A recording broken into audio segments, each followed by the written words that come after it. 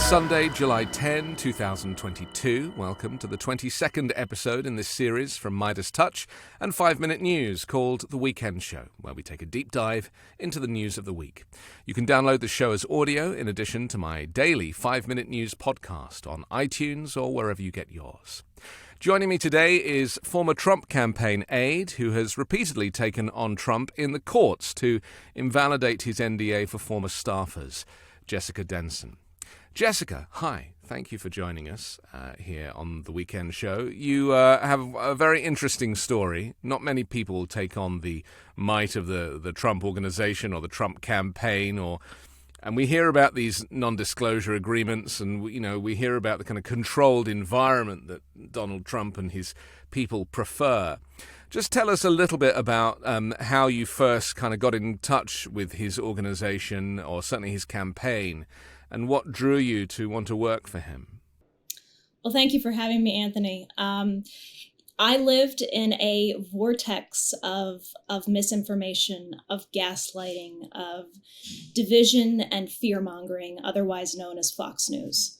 And I lived in that vortex increasingly, beginning in the beginning of Obama's administration and just getting sucked deeper and deeper in through those 8 years. And so when 2016 came around, I saw Donald Trump as a political outsider, which I think is one of the largest cons that he's perpetuated, because he lived and breathed politics his whole life. This is how this man survived, by sheer political will, and using the system in the way that we hate politicians to use the system. So he's actually the ultimate political insider. But of course, I bought into the con. I bought into the facade of him being a political outsider, and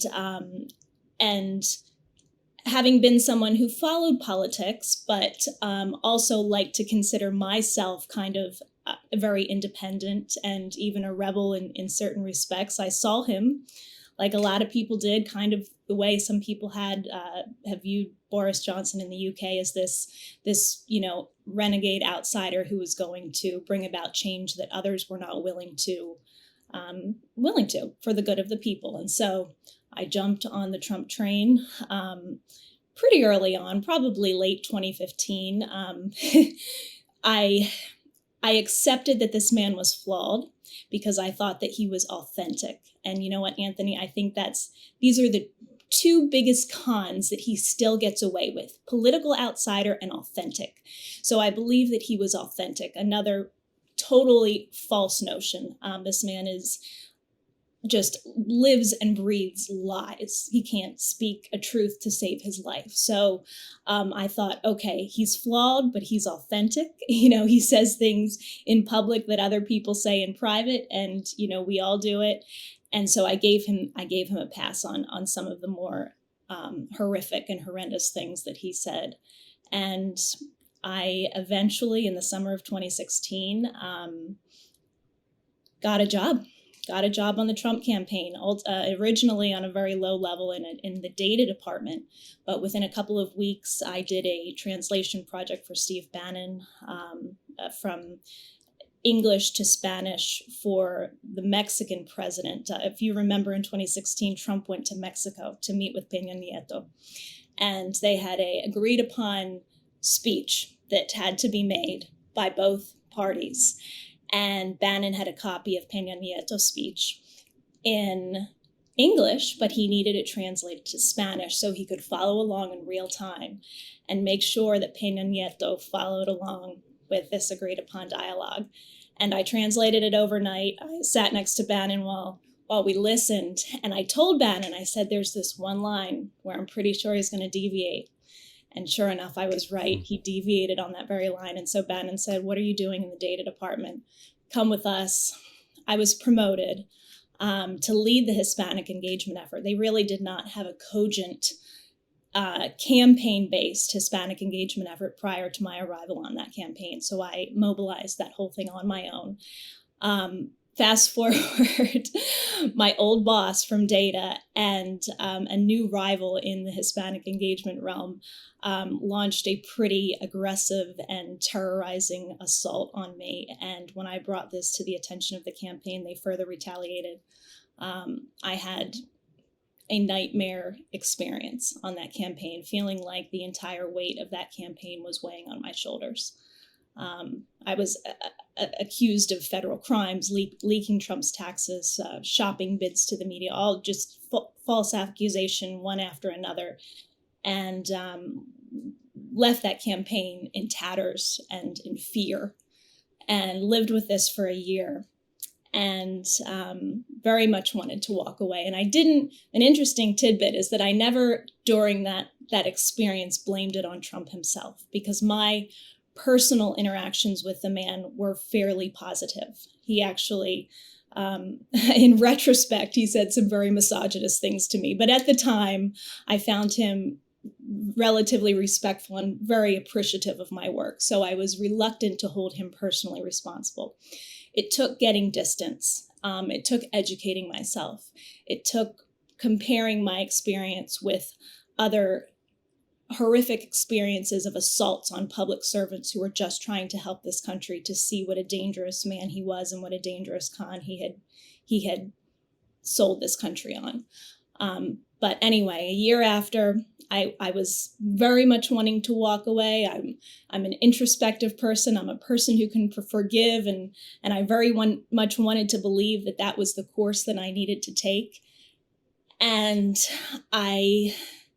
this is interesting. This is really interesting. I had decided not to take action. A year later, we're in 2017 now, and Donald Trump was in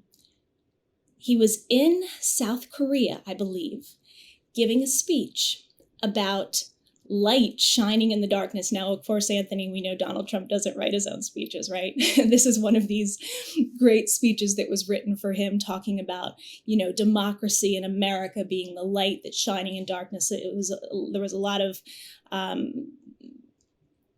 discussion in the news at the time about North Korea and the ominous, just the threat and the darkness and the oppression of a country like North Korea. And I listened to that speech, and it was in conjunction with kind of an identity crisis that I was having, where I thought, okay, I'm going to walk away from this. And it just wasn't feeling right. It was not jiving. And that speech that he gave about light shining in darkness, not his heart, but words out of his mouth, was one of the last things that inspired me to act.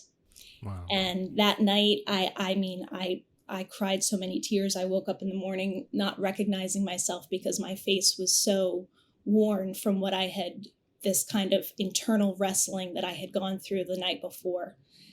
And I got my computer out. I typed up a complaint. I had outreached to a few lawyers, but it was really too late. It was too late to get a legal team at this point. My 1-year statute of limitations were about to expire on certain claims. And I drafted up a complaint. I went to New York Superior Court, and I filed my first lawsuit, the first of what is now 3, and I've been in 2 arbitrations, and this is the path. Totally, I had no idea that this would happen whatsoever, no expectation that this would be the course, but this is the path that has led me to invalidate Donald Trump's non-disclosure agreement in court. It's a fascinating story, and I'm really interested in each individual's personal relationship with the Trump concept, because, he is a brand, right? A walking, talking brand. He even refers to himself in the third person. And I think you have to be very careful of people like that, because it suggests that the ego is so gross and gauche that, you're not dealing with just an ordinary, normal person. And I'm also fascinated, of course, because in England we refer to Americans as being quite gullible. That's it's a kind of funny thing that we refer to. Every nation has a character trait, and we think of Americans, not all Americans obviously, but some Americans, as being gullible. I actually think it's contributed to the success of the economy here. Like, you're told that this razor shaves as close as a blade and you buy it, whereas in England we'd be like, prove it, So we just have a slightly different attitude. But I'm just very interested at the point at which, as a conservative or as a Republican or as a Trump fan or not a Trump fan, that people's radar goes, hang on a second, this is not normal. Like, this is nuts.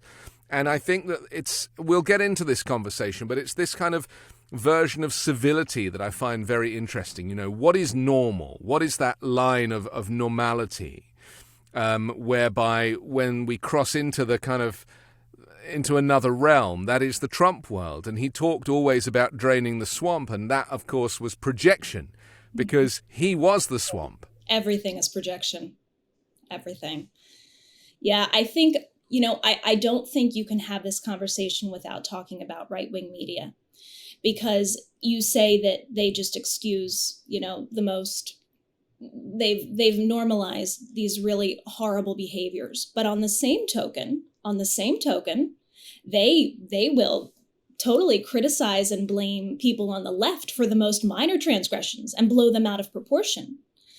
So you have this microcosm where people are being mentally malpracticed on a daily basis.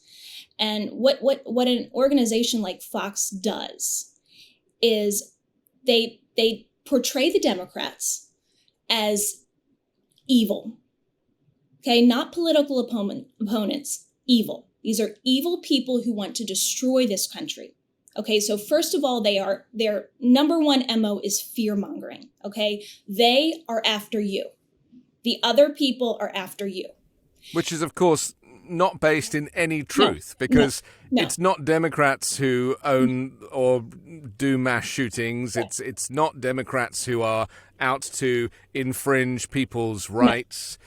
It's so obvious that one is a goodie and one is a baddie when it comes to intellectualizing their policies. And yet, you're right, there is this ability that right-wing media has. And it's not just Fox. I mean, I sat through all of them yesterday. I have an app that takes me, through all of these channels.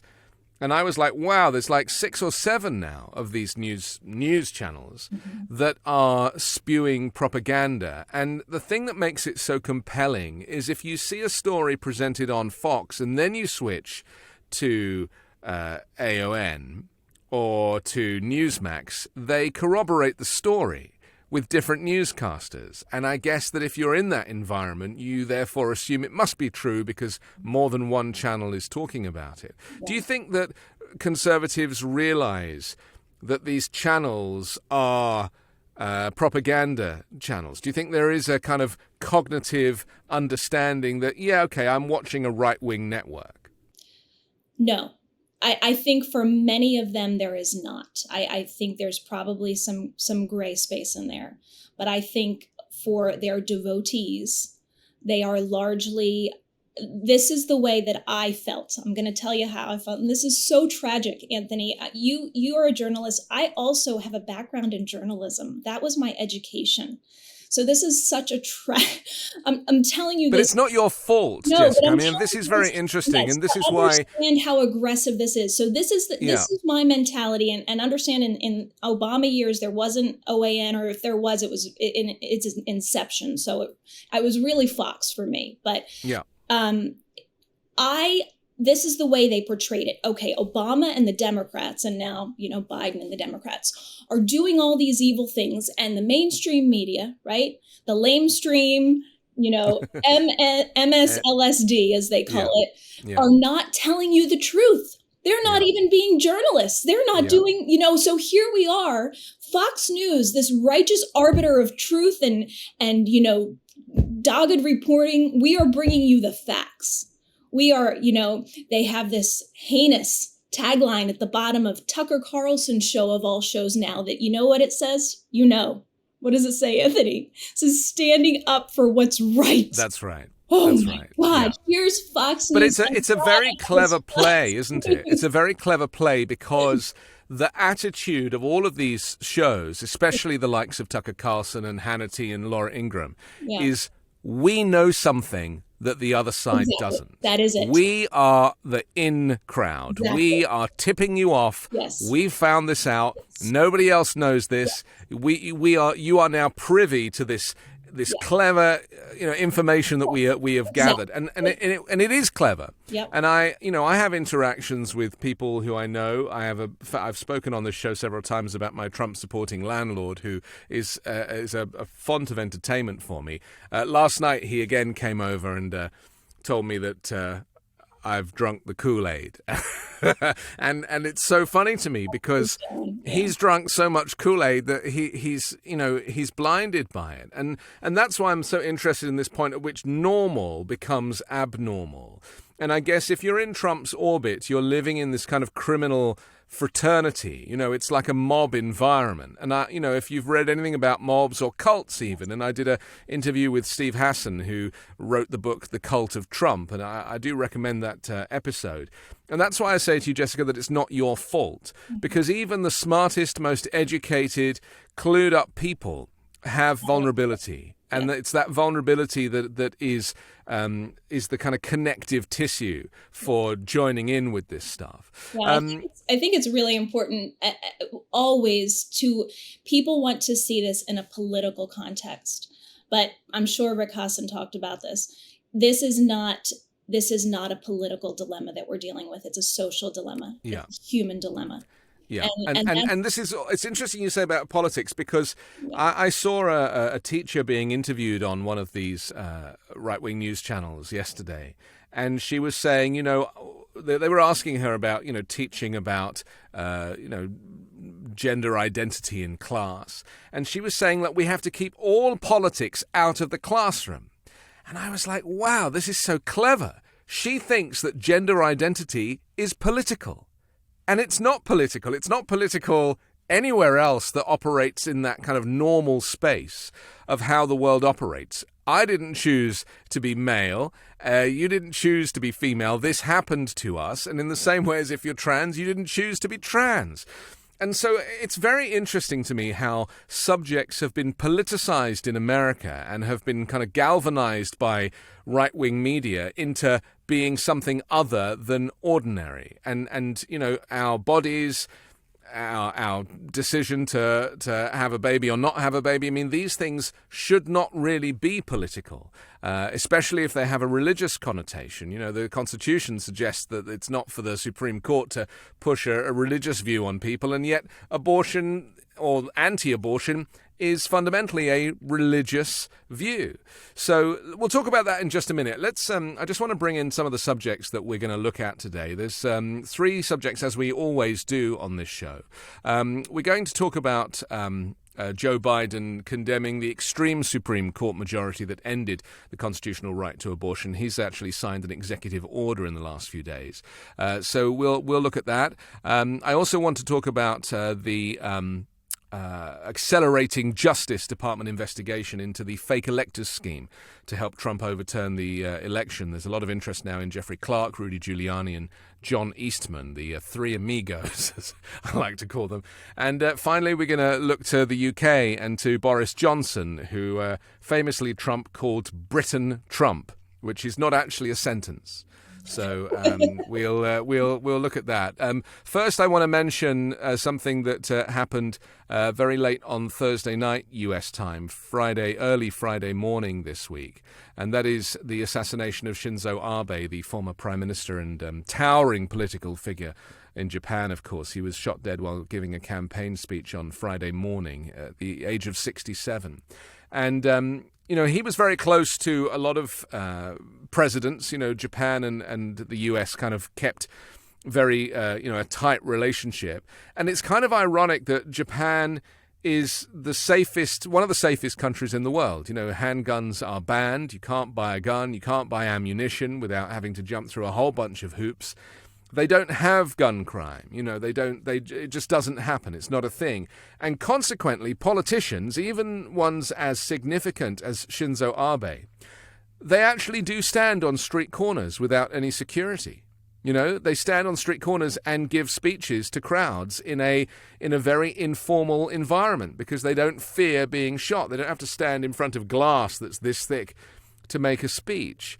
And, I mean, there's some irony here, isn't there? Because obviously this is a week where we've seen a significant mass shooting in a Chicago suburb. And we're also hearing that the firearm that was used in this case may have been a homemade weapon, downloaded from the internet. The design, it looked like a kind of pipe with another pipe attached. And often these things don't work, but this thing really did work. It was 2 significant shots to the chest of Shinzo Abe. How do you feel about this event and the timing with what's been going on in the US this week? Yeah, I think it's really, really tragic. I think Shinzo Abe was such a towering figure of diplomacy and really ushered Japan into a much larger role in global affairs and being inclusive in the global cause for democracy. So it's really, really sad. I think, as you were saying, this just in the assassination itself, this highlights this stark contrast that we have with a country like Japan, where, correct me if I'm wrong, but I think many forms of guns are just outright illegal. They do not have this sort of gun violence that they almost unheard of. And as you were saying, that's why this individual made a homemade gun. But what does it say for the US? Because even if they were to ban assault weapons here, which I doubt will happen, but because they were banned, weren't they? And that ban was allowed to lapse.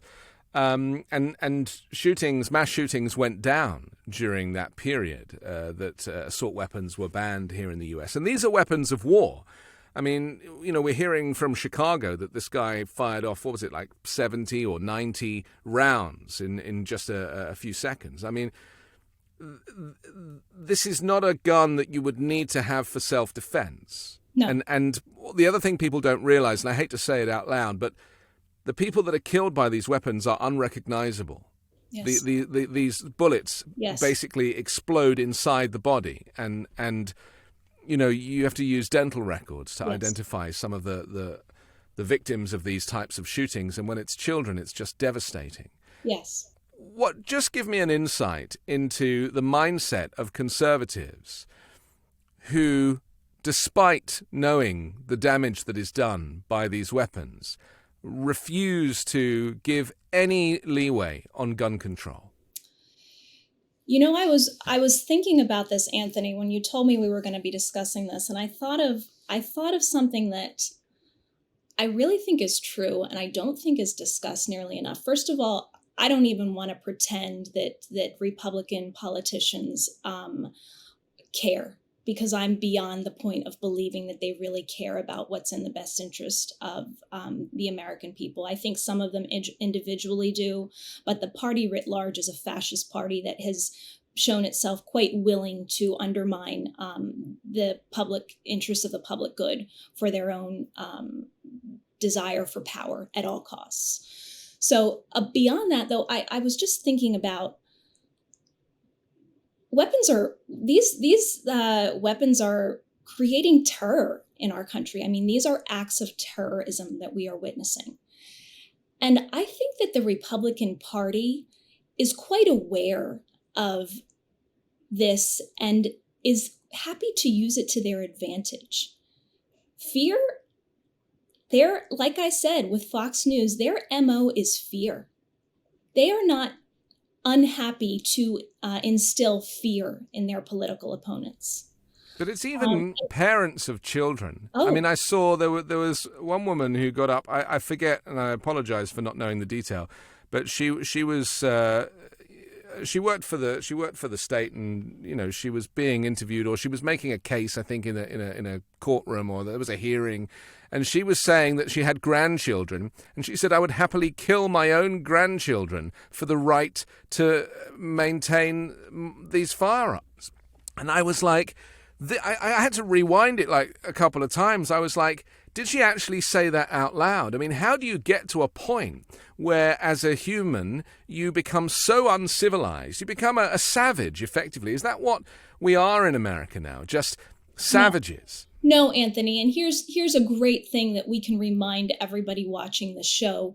The majority of this country is not in that extreme savage corner, right? Just like so many issues, just like on the abortion issue, on, voting rights, gun safety, so many issues, the vast majority of this country is sane and is not brainwashed and is not radicalized.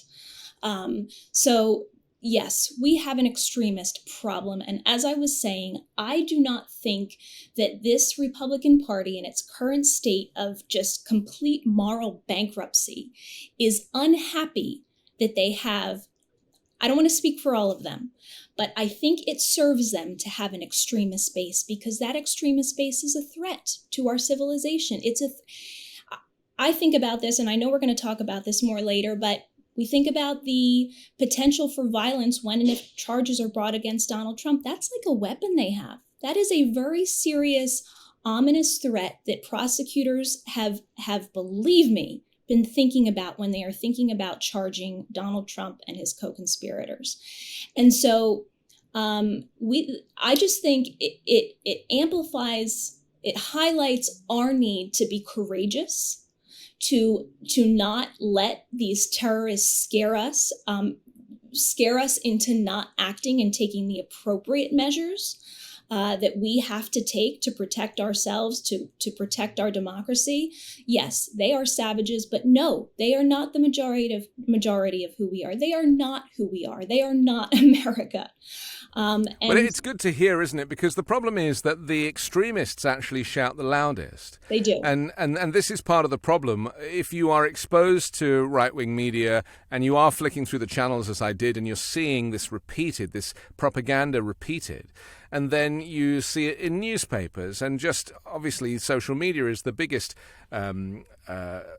issue because it's in everybody's face and everybody gets a focused feed based on their interests, and so nobody really gets to see what life is like outside of that. And what terrifies me is that the people that are angry and the people that have been fed all the wrong information about how, who Democrats are, Democrats don't want to take anybody's guns away.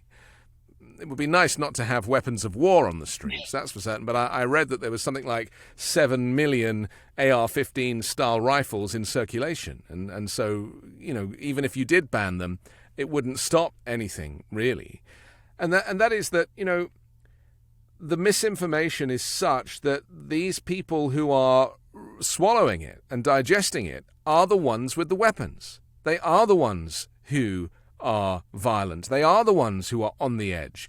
They are dispossessed. They are angry. And my fear is that violence will be the result of any prosecution of their supreme leader. But Anthony, if we are working from that standpoint, we have no moral authority. Yeah. We might as well just put up the white flag right now and walk away and shut down. It was a nice try. Democracy was a nice, nice effort, but it's too hard. It's too hard. The extremists win, the terrorists win. All right, see you later. No. But that has happened in other countries, and I fear that America does take democracy for granted because it's always been so magnificent and so protected and respected around the world. People look to America's process. But what you talk, I don't want to cut you off, but what you said about violence, I think that people are being a little bit short-sighted if they think, if they're afraid of that type of violence, which I think is something that we have to confront. We have to confront this fear. We have to be prepared for it. We have to say we're not going to tolerate it. I mean, if there is a mass murderer loose and we know who he is and we know that he's living on a golf course, let's just pick another state in California. Yeah. We're going to go up and pick up that mass murderer, even if he has a cult following who's going to, and if they go out and start shooting people, then we're going to go arrest them too, right? All of the people that are engaged in crimes are going to be held accountable. Let's just have that as a baseline. But what I wanted to say about something that a lot of people don't talk about nearly enough, and I think it's a frightening concept, but we're at a boiling point in this country. We are at a boiling point. If we allow Republicans to take control in the midterms, I think we are on a downward spiral. that may be very hard to reverse. And then, God forbid, a Republican in the White House in 2024 with the course that this party has made it very clear that it wants to take in the direction of fascism. And to somehow think that that course, let's just leave the prosecution aspect of Donald Trump out of it, to think that that course does not break this boiling point that we are at, where our rights, the desires and the will of the majority of the people is being overrun by a fascist, power-hungry minority who wants to set us back centuries. If you don't think that that's going to reach a boiling point, I think you need to think again. Yeah. And so we have some hard decisions to make now, and they're hard now. But the more we project them into our future, the harder and they're going to get, the worse the outcomes are going to be. Do you think this is why Joe Biden is basically just saying vote? You know, this is his answer to everything at the moment, vote. And he's hoping that there will be a huge mobilization of women, maybe who had voted Conservative previously and will hopefully vote Democrat this time, because that's part of the problem, isn't it? It's like you might have some views that fit with one party and other views that fit with another party, but being a two-party system, there's very little other space like we have in the UK to put your cross on the ballot. So, I mean, what's the likelihood of Conservatives jumping over to Democrat because they believe in a couple of the issues? Let's say it's gun control and abortion rights. Do you think that's even possible? I am less confident in shifting shifting the balance than I am in just motivating the base, motivating the coalition that put Biden in the White House in the first place, and retaining that coalition, not losing them on these short-term issues like inflation, which God forbid we do, because people just have to deal with what's right in front of them. And it's a worldwide issue, you know. People are trying to pin it on Biden, but it's like it's in every country. Of course, yeah. So I think that we had 80 million people come out for Biden in 2020. We need to think along those big number lines about voter turnout.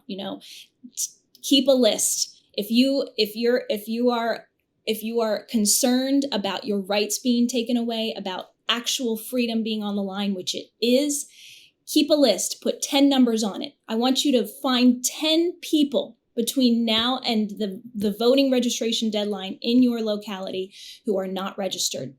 Find 10 people, and as many of those 10 people that you get to register to vote, try to get as many of them as possible to find 10 more people. It's extremely serious. This is I know, I understand, and I feel that issue.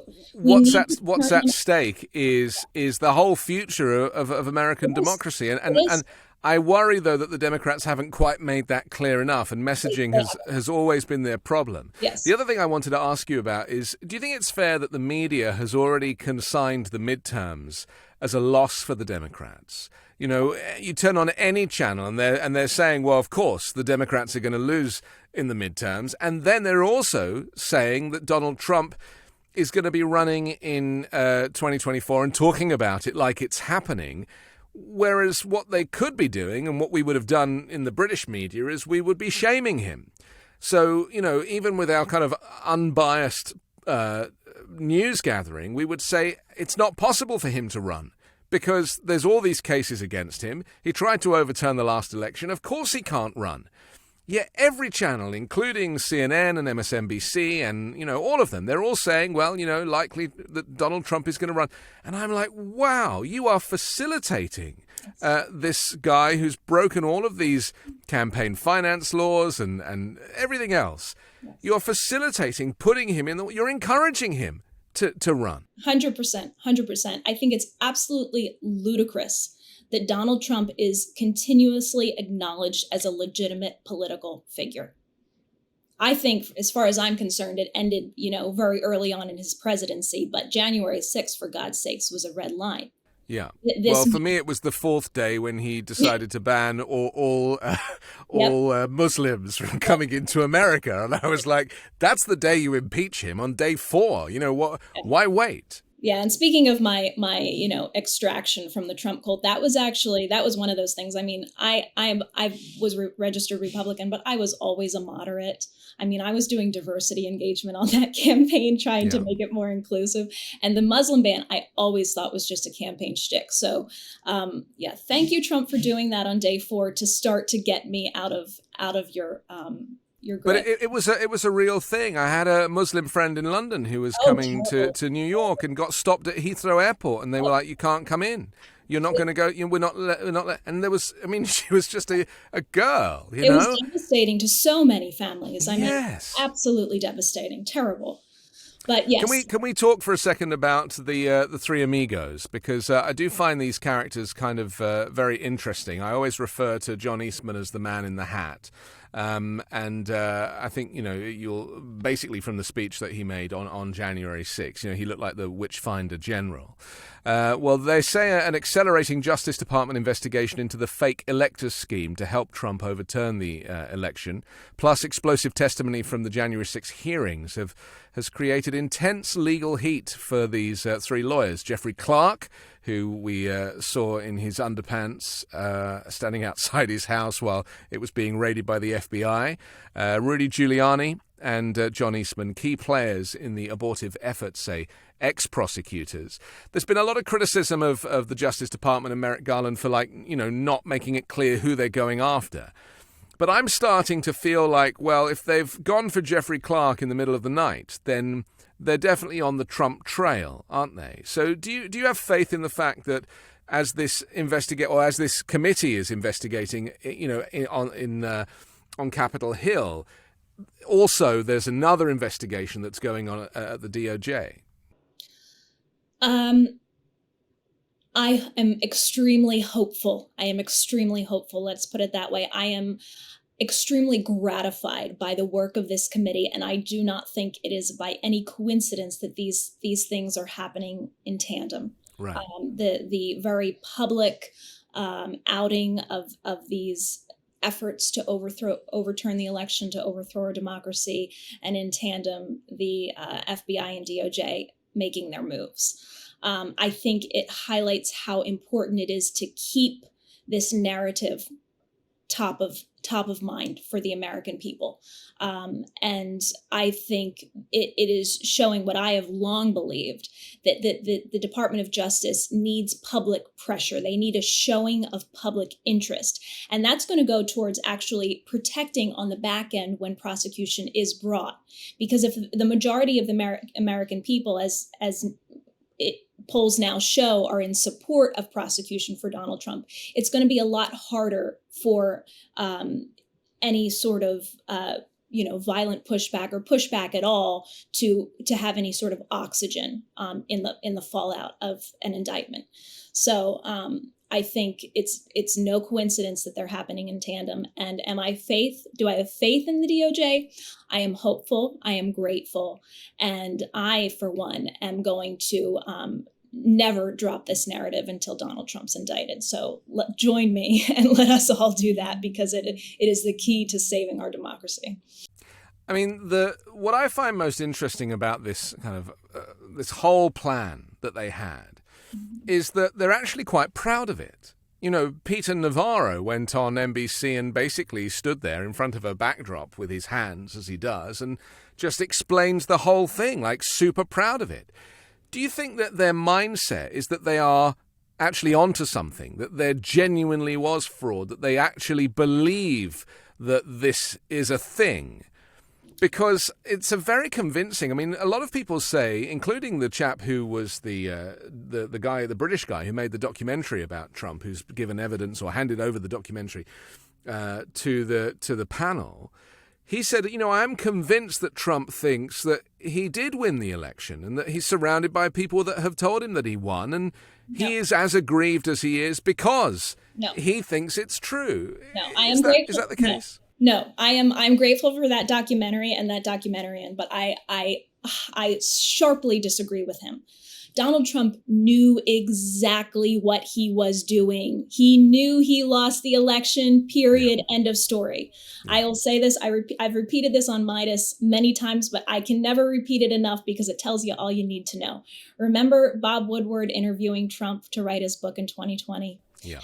One of the things he said is, Donald Trump said, "You don't understand me." And Bob Woodward said, "I think I understand you." And he said, "No, you'll understand me after the election." Okay. This man always had in his mind that he was going to do whatever it took to keep himself in power. Yeah. That's your mens rea. Well, the phrase that he used leading up, even a year or two before the election, was that if I don't win, it's because it was fraudulent. Yeah. And he started sowing that so early on, even before there was any of these questions about voting machines or any of the, or a bag stuffed with ballots under a table, all of this crap that they made up to kind of give legitimacy. And this goes back to this kind of gullible thing that I was talking about, about some people in the US just accepting that if somebody says something who's in authority, if they're wearing a suit or if they're, on a pedestal, even the presidential pedestal, that it must be true. I mean, what is it about people's inability to have a kind of radar for what is true and not true? I mean, is it that we are just we grow up just to be very trusting of the grown-ups in the room? Well, as it pertains to Donald Trump, they have made him an idol. His followers have made an idol out of him. I happen to be Christian.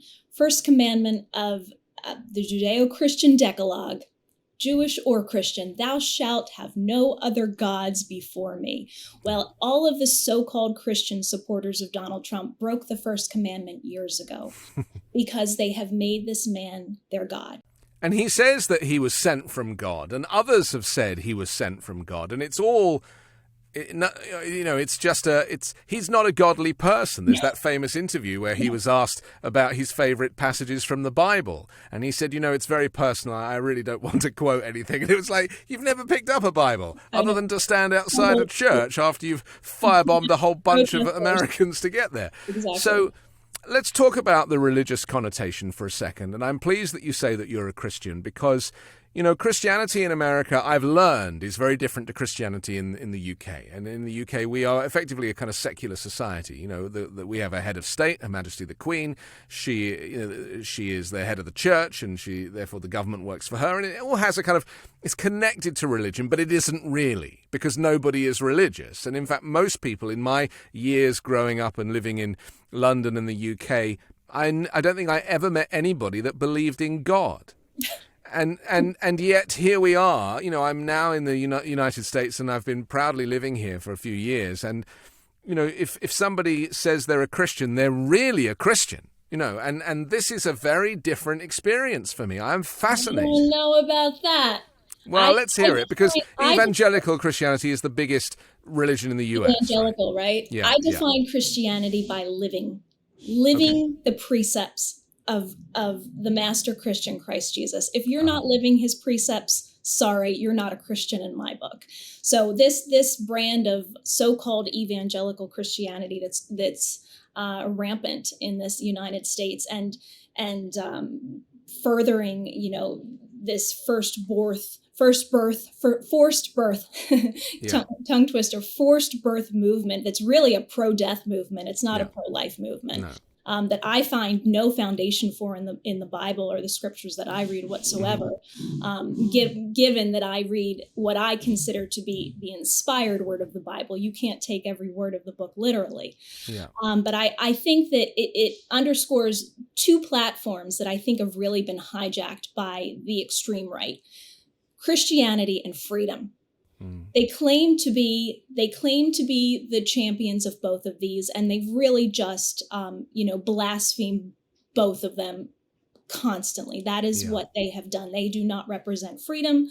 They do not represent Christianity. I mean, let's just pick like one how about the golden rule? Do unto others. I mean, that's in the Bible. Do unto Yeah. others as you would have others do unto you.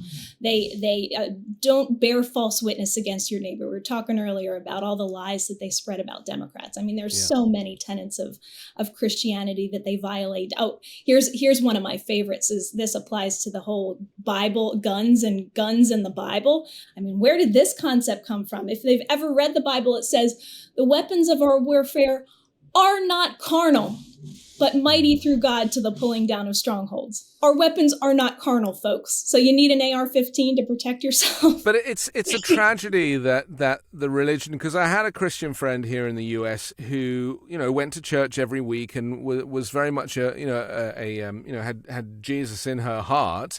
Yeah. And when Trump got in and started abusing this rhetoric, she walked away from the church, and she had to just give it up. She couldn't do it anymore, and she moved from being a conservative to really pushing for progressive rights and became a Democrat. And this is very interesting to me. The hijacking of the church and the hijacking of Christianity, and now the Supreme Court, hijacking Christianity in a way and using it without the specific language, but basically making decisions based on one particular faith.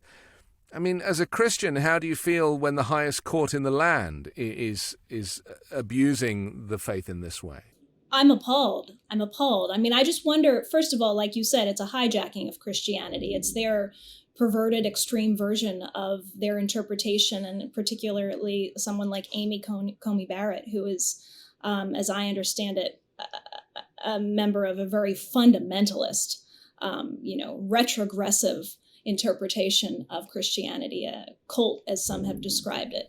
Yeah. So it's appalling. And I just wonder, I mean, our founding fathers, most of them were people of faith, yet they founded this country after a revolutionary war that was based upon separation of church and state, freedom from a king, freedom from rule of church, and we have a establishment clause that says that church and state are there shall be no established religion from the government.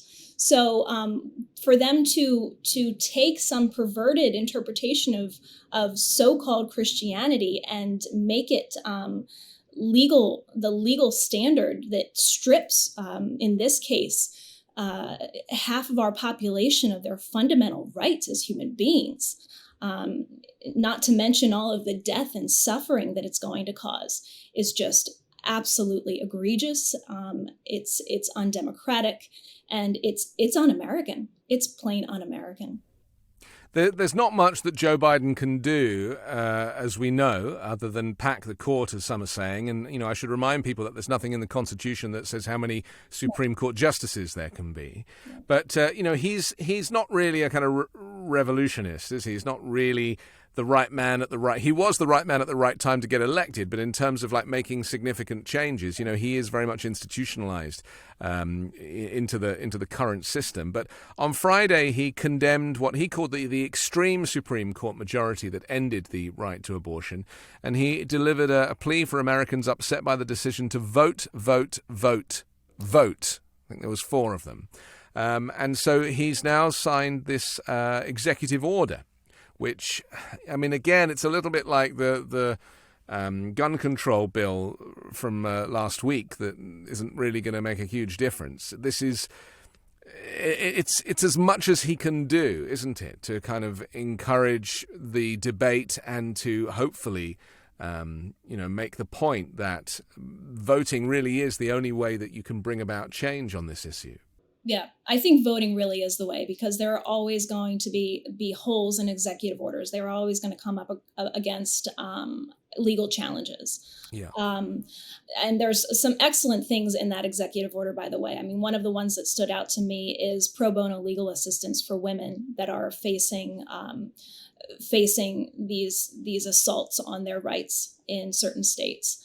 And we know that they are going to need legal help. I mean, some women could potentially be charged with crimes for trying to abort a child that or a fetus of a rapist, that a rapist impregnated them with. So and we saw the story this week of a 10-year-old girl yes. who was raped and had to go out of state to get an abortion. But even that example has been put to Republicans, and they still are unable to engage on it. And I mean, that's the interesting thing, is that there is no engagement. I mean, I would love to be able to do a show where I just talked to Republicans, but Republicans will not put themselves up for interview. They just, lawmakers I'm referring to, they won't engage unless they're on a right-wing propaganda channel. And I mean, I would enjoy it. I actually went on a British channel last week and made an argument against a kind of far right extremist host, and I think I won the debate. You did. I'm sure. But it's very important that we engage, and even they refer to kind of debate something in Congress. Well, there is no debate, not as it is where I come from. You've seen debate in British Parliament. That's like a slagging match. That really is a face-off. And that is how stuff gets done. But people just make statements in Congress and in the Senate, don't they? There is no debate. No. And, I mean, this is what Mitch McConnell does. He doesn't even, everybody thinks that he's shutting down particular issues. He's not even doing that. He's tabling all of these. So they're not even brought up for debate, as you're saying. I mean, just one issue after another is tabled. It never even gets to the point of a vote because it has not passed that threshold of, like you said, having a debate. But I wanted to just go back to one thing you said about Biden. You said, vote, vote, vote. I agree. We need to vote, vote, vote. But as you were saying, he's an institutionalist. Look at just where he has moved in the past week. I mean, we didn't even expect this executive order, and where he has moved on the filibuster, saying he's in favor of filibuster carve out for codifying Roe. This just shows the importance of public outcry, of public engagement and pressure. Maybe some of our Democratic leaders are not as forceful or energized as some of us would like them to be.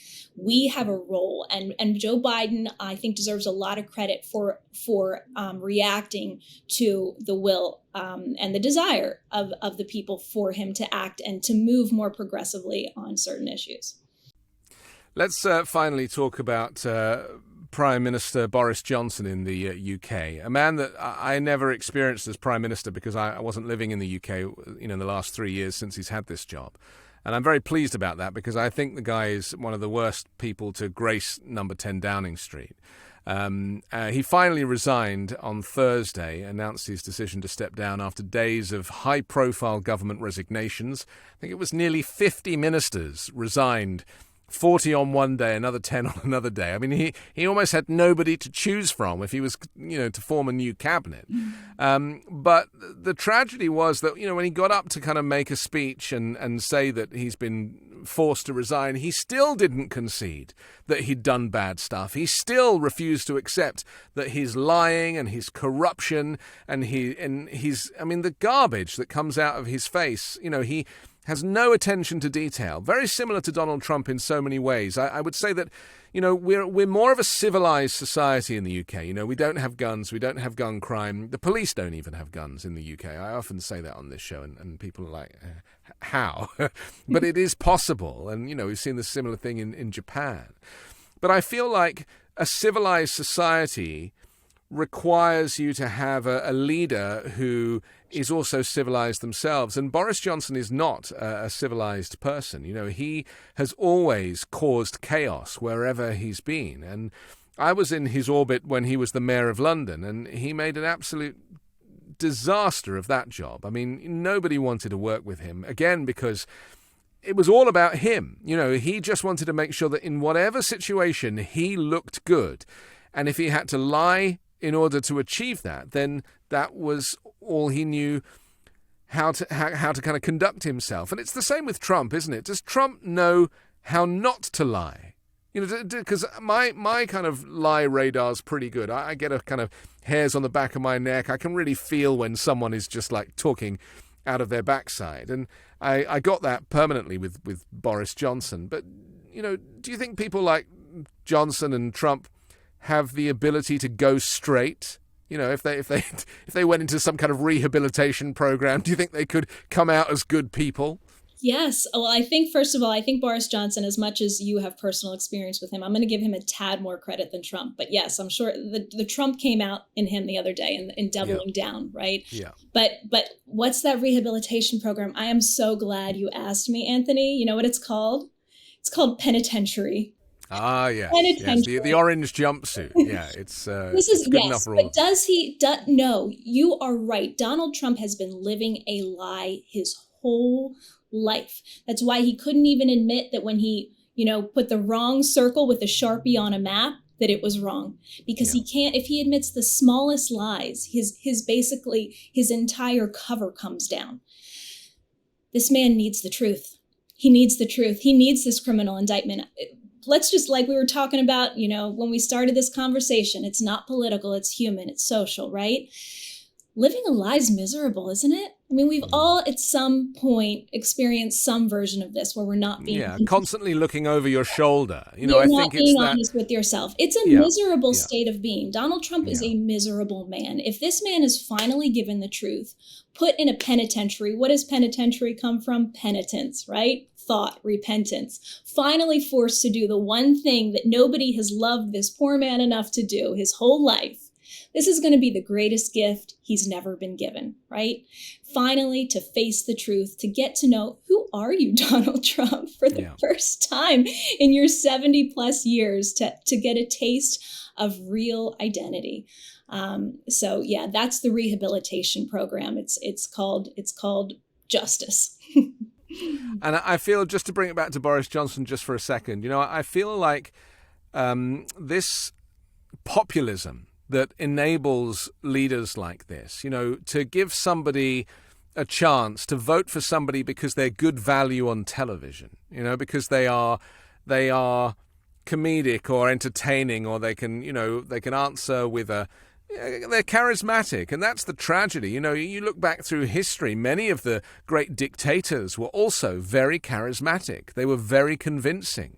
Yes. And yet their kind of personal desire was all about themselves. It was this narcissism. And, we talk about Trump as a malignant narcissist, and there's a huge amount of narcissism in Boris Johnson, despite the fact that he, purposely has messy hair and messes it up even more before he goes into an interview, because that's his trick. It's disarming. It's the Trojan horse. He likes to kind of get inside and then cause the chaos.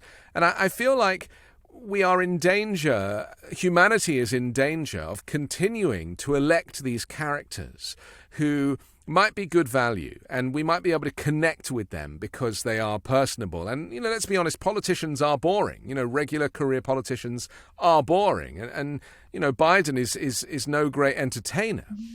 Although he did pretty well at the press dinner. I was kind of impressed with him there. But Trump is better at those debates. Trump, has the floor. He knows how to use the camera. He's a very clever operator. And Boris Johnson is exactly the same. These people understand the theatre of politics. They just don't have any policies. They often don't even have a political allegiance. As we know, Trump and Johnson have kind of gone wherever is most likely to get them votes, and they'll say anything to get elected. So how do we go forward? I'm thinking about who follows Boris Johnson, but I'm also thinking about who follows Trump if he doesn't run. The DeSantises or any of these characters who might know how to put on a good show, but actually their intention is not honorable. Yeah. Well, a couple things you hit on there. I mean, first of all is the pop culture crisis that we have, where we indulge in these larger than life figures. I fell into this too. It's such a shameful admission. I am an educated woman. But that The Apprentice had a big impact on me. It really did. It legitimized this man for me. It made me believe that he was a legitimate, successful businessman. And it's not even real. It's not a real show. The whole thing is fake. No, it's imagery. It's imagery. Yeah. And it's, we have to be really alert to this. You started off talking about, how the Brits are more savvy when it comes to consumer culture, but this is this is a real crisis. I mean, we have to really guard our thought. I described what Fox News is doing as mental malpractice. And mental malpractice comes to us in so many forms. I think it just shows how alert we really have to be. I most certainly have had that retrospection in my experience, and just seeing all of those red flags that I missed and the things that I bought into that I knew better than and that I shouldn't have. So we really need to heighten our alert, to heighten our senses and be on guard, because yes, there are people don't like to call Trump a wolf in sheep's clothing, but I think he is definitely a version of a wolf in sheep's clothing. Like you said, Boris Johnson uses the hair as a disarmament. There are these disarmament tactics, and Trump has a ton of them himself. A DeSantis will as well. And these people, their underlying objectives, especially with the Trump and DeSantis, are fascists. I mean, these are fascists. Yeah. It is not too extreme to make comparisons to Hitler. This man was an extremely charismatic figure who had a populist following. They did not see the signs and handle them soon enough. We are dealing with the same level of urgency now. Okay. Jessica, thank you for joining us today. I really appreciate your insight, and well done for seeing the light in so many ways. I'm Anthony Davis. Don't forget to subscribe to The Weekend Show on YouTube or as an audio podcast, and also the 5 Minute News daily podcast, which drops every morning so you can listen while you make your morning coffee, and leave an iTunes review. Join me next week with a brand new special guest and 3 more factual news stories to discuss on the 5 Minute News Weekend Show with Midas Touch.